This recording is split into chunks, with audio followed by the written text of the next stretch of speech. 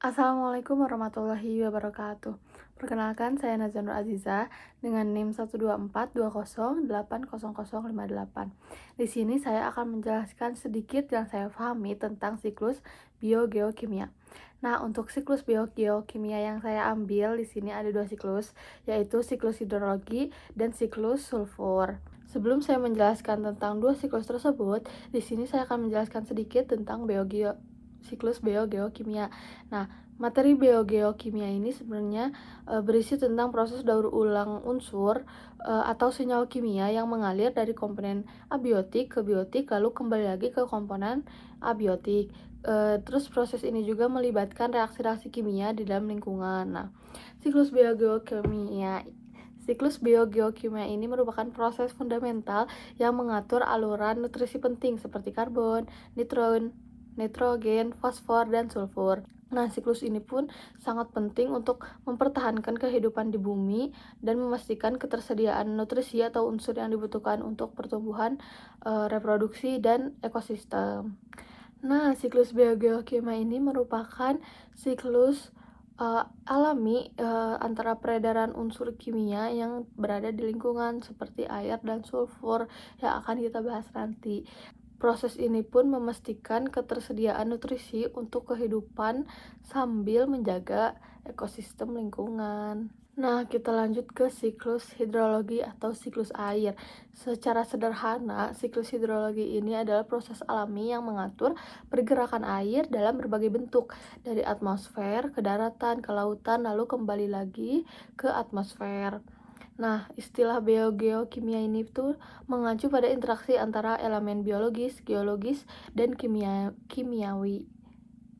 Nah, karena dinamakan siklus, maka proses ini tuh merupakan proses yang secara kontinu berputar terus-menerus antara air yang berada di bumi, kemudian bergerak ke atmosfer dan kembali lagi ke bumi. Nah, di proses ini tuh terjadi perubahan wujud gitu, dari cair berubah menjadi gas, lalu berubah lagi menjadi cair, dan kemudian berubah menjadi padat, dan akan terus-menerus terjadi perubahan seperti itu.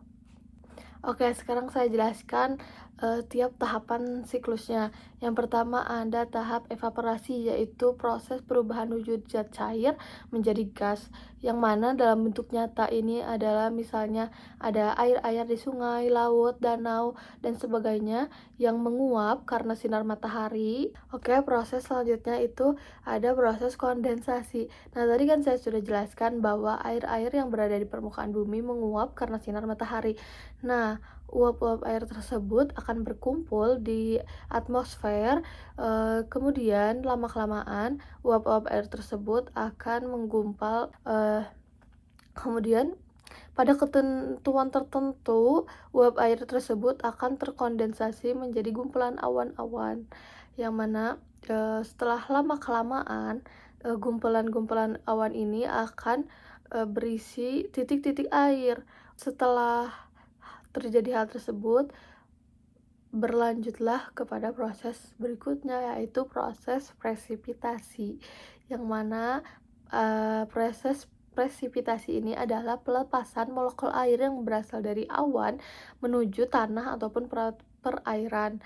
Nah, presipitasi ini juga terjadi ketika dua atau lebih gumpalan awan mengandung molekul-molekul air yang bergabung, sehingga awan ini tidak mampu lagi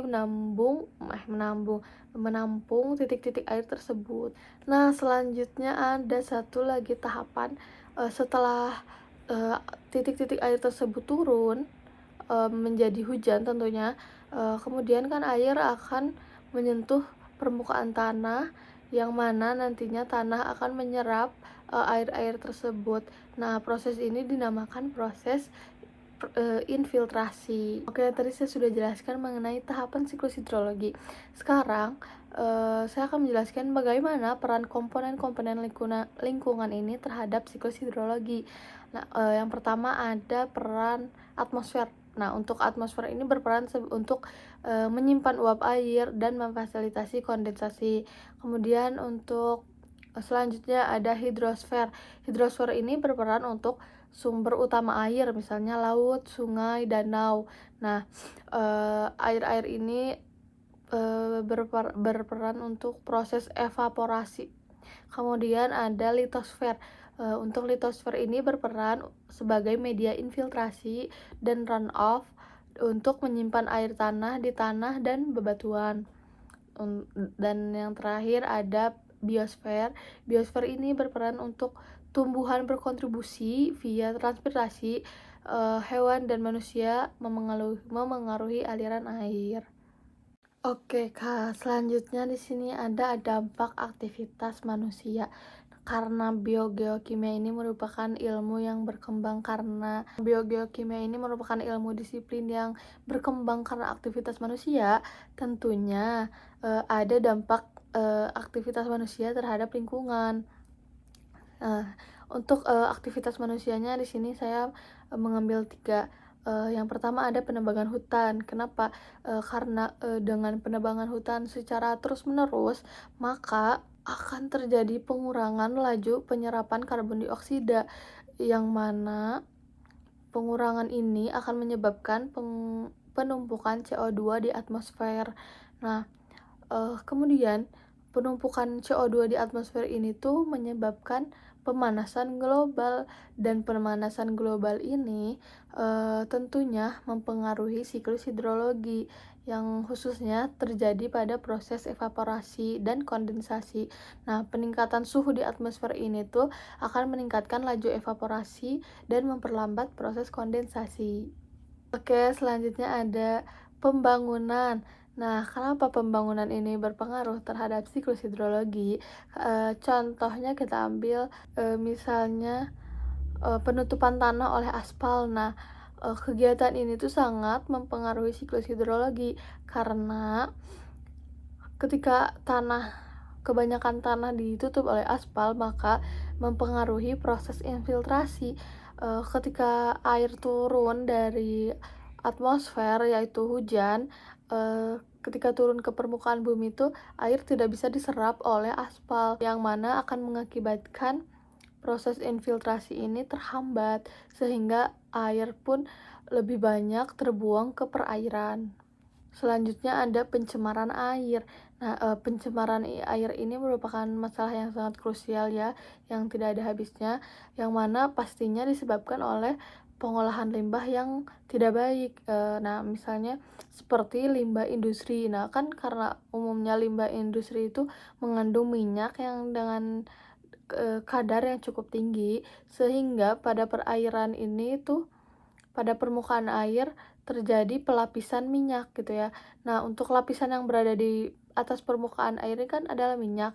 Nah, lapisan tersebut menghambat proses evaporasi pada permukaan perairan, sehingga proses ini mengancam kehidupan hewan dan tumbuhan yang berada di perairan. Oke, untuk dampak dari pencemaran tersebut, di antaranya ada pencemaran air ini berdampak merusak ekosistem tentunya. Nah, apalagi terhadap siklus hidrologi. Pencemaran ini mengganggu infiltrasi tanah, meningkatkan limpasan permukaan yang menyebabkan banjir, serta mengurangi kualitas air tanah dan air hujan. Lalu bagaimana solusi untuk menjaga keseimbangan siklus hidrologi? Nah, teman-teman pastinya sudah pada tahu, di antaranya ada reboisasi untuk meningkatkan proses transpirasi, dan juga ada pengolahan limbah untuk mencegah pencemaran, dan teknologi seperti waduk dan konservasi tanah untuk menjaga infiltrasi. Oke, selanjutnya kita masuk ke daur sulfur. Nah, daur sulfur ini juga sama, yaitu merupakan siklus atau pergerakan sulfur yang ada di lingkungan. Nah, melalui siklus ini melibatkan berbagai bentuk sulfur dan organisme yang menggunakan sulfur sebagai pertumbuhan dan metabolisme. Nah, daur biogeokimia sulfur ini sangat berkaitan erat dengan daur air karena sulfur juga merupakan penyusun protein, dan sulfur ini di alam terdapat berbagai bentuk. Untuk di tanah merupakan bentuk mineral tanah, dan untuk di udara sulfur dalam bentuk gas sulfur. Oke, selanjutnya ada tahapan siklus sulfur. Nah, bisa kita lihat ya dalam ilustrasi tersebut ada beberapa proses dalam siklus sulfur. Ada pelepasan sulfur, atau kemudian ada oksidasi aerobik dan anaerobik, kemudian ada proses asimilasi dan proses dekomposisi serta mineralisasi. Nah, untuk tahapan siklusnya, siklus sulfur tuh kan sudah ada di dalam kerak bumi gitu ya. Kemudian sulfur ini diserap oleh tanaman yang mana akan menjadi protein. Kemudian tanaman-tanamannya ini akan dimakan oleh tumbuhan atau organisme. Nah, pada gambar kan kerbau ya. Nah, kemudian kerbau akan memakan tanaman seperti rumput. Otomatis sulfur tersebut dari tanaman akan berpindah ke si organismenya. Selanjutnya, ketika organisme tersebut mati, maka sulfur tersebut akan terdekomposisi ke tanah. Kemudian selain itu terjadi proses anaerob, yaitu proses yang melibatkan bakteri, yang mana sulfur tersebut akan berada di Gunung Merapi, dan ketika Gunung Merapi tersebut meletus, kemudian asap-asapnya akan berkumpul menjadi awan. Nah, ketika sulfur yang berada di awan sudah terlalu banyak, maka akan terjadi proses kondensasi, yaitu hujan. Kalau misalnya sulfurnya terlalu banyak, maka hujan tersebut akan menjadi hujan asam. Nah, selain proses tersebut, siklus sulfur juga bisa terjadi pada pembakaran bahan bakar fosil yang disebabkan oleh industri. Sekarang aku jelasin satu-satu. Nah, kan ada pelepasan sulfur. Nah, pelepasan sulfur tadi tuh yang terjadi di awal ya. Contohnya kayak pelapukan batuan atau vulkanisme atau sulfur yang berada di kerak bumi yang kemudian diserap oleh tanaman. Nah, kemudian kan tadi ketika sulfur tersebut diserap oleh tanaman, proses tersebut disebut proses asimilasi. Kemudian ketika tanaman tersebut dimakan oleh kerbau atau organisme, dan lama-kelamaan kan organisme tersebut akan mati. Nah, ketika organisme tersebut mati dan terjadilah proses dekomposisi, yaitu bakteri menguraikan organisme, kemudian menjadi H2S. Nah, selanjutnya ada proses oksidasi anaerobik ya. Itu tuh proses ketika sulfur yang berada di dalam tanah diubah oleh bakteri menjadi sulfur dioksida. Kemudian ada proses mineralisasi. Nah, untuk proses mineralisasi ini terjadi ketika setelah proses kondensasi, kan tadi ada proses kondensasi yang mana menyebabkan hujan asam. Nah, ketika hujan tersebut menyentuh permukaan bumi, maka sulfur tersebut akan diubah kembali menjadi ion sulfur di tanah. Oke, sekarang ada peran komponen lingkungan terhadap siklus sulfur. Nah, yang pertama ada atmosfer. Atmosfer ini berperan sebagai penyimpanan SO2 atau H2S dari sumber alami atau sumber dari manusia. Nah, kemudian ada hidrosfer. Hidrosfer ini berperan ketika sulfur larut sebagai sulfat di air, kemudian mempengaruhi kualitas air dan siklus akuatik. Selanjutnya ada litosfer. Litosfer ini berperan sebagai reservoir utama sulfur di batuan atau mineral, atau pelapukan melepaskan ke siklus, seperti contohnya kayak tadi proses di awal ya. Terus ada biosfer. Biosfer itu berperan sebagai tempat asimilasi tumbuhan atau mikroba untuk mengubah sulfur menjadi protein, atau pada proses tahapan siklusnya itu pada proses dekomposisi. Selanjutnya ada pengaruh aktivitas manusia pada siklus sulfur ini. Contohnya di sini ada pembakaran bahan bakar fosil dan industri yang pastinya akan melepaskan SO2 yang berlebihan ke atmosfer. Kemudian ada proses penambangan dan pupuk sulfat yang mempercepat proses dari litosfer. Dan selanjutnya apa dampak terhadap lingkungannya? Yang pertama ada emisi SO2 yang menyebabkan hujan asam dan mengasamkan tanah dan air. Nah, proses ini tuh bisa merusak vegetasi ikan dan bangunan, juga berkontribusi pada perubahan iklim, serta polusi udara tentunya. Yang kedua dampaknya yaitu, SO2 ini merusak proses fotosintesis. Dan yang terakhir, oksida nitrogen ini bisa mengganggu pernapasan pada hewan dan manusia. Lalu bagaimana solusi untuk menjaga keseimbangannya? Nah, tentunya untuk, solusinya itu adalah pengelolaan sulfur yang berkelanjutan, yang bertujuan untuk memulihkan daur sulfur. Nah, upaya ini tuh contohnya seperti pengurangan emisi, penggunaan teknologi ramah lingkungan, dan, reboisasi. Nah, cara lainnya yaitu gunakan bahan bakar yang rendah sulfur dan, menerapkan pertanian berkelanjutan untuk mengurangi pupuk berlebih. Mungkin cukup sekian yang bisa saya sampaikan. Mohon maaf bila penjelasan saya masih kurang dipahami karena saya juga masih belajar.